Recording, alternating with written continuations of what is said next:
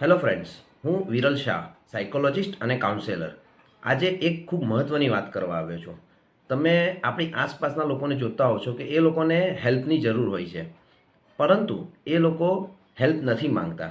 તો એના 3 સાયકોલોજીકલ કારણ હું તમને જણાવું છું.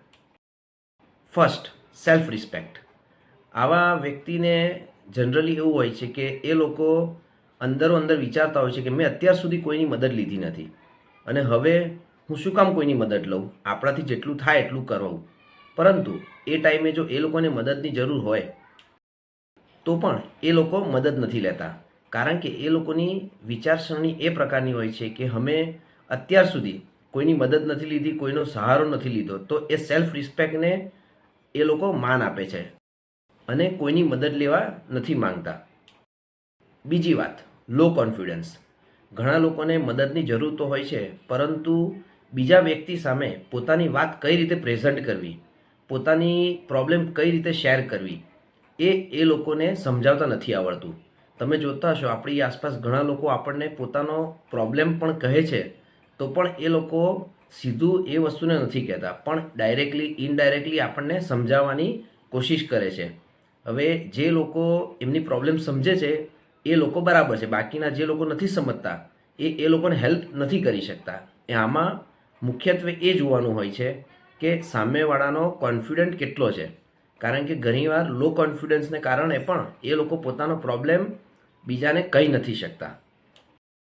ત્રીજી વાત, રિવોર્ડ એટલે કે પાછું આપવું. ઘણા લોકોની માનસિકતા એ પ્રકારની હોય છે કે અત્યારે આ મને મદદ કરે છે અથવા હું એની પાસે હેલ્પ માંગુ છું અને એ મારી મદદ કરશે, તો ઇન ફ્યુચર મારે એની મદદ કરવી પડશે. હવે એ સમયે મારી પાસે મદદ કરવા માટે પૂરતા સાધન કે પૂરતી વ્યવસ્થા નહીં હોય તો હું એની મદદ કેવી રીતે કરીશ. તો ભવિષ્યના કારણોને જોઈને એ વ્યક્તિ સામેવાળાની મદદ નથી લેતો.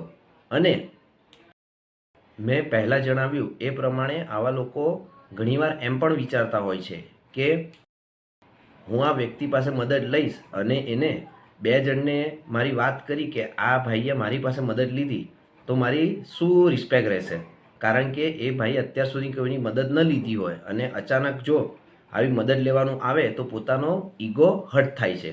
આવા કારણોસર એ લોકો મદદ નથી લેતા. પરંતુ મિત્રો, આપણે એક હ્યુમન બિંગ છે.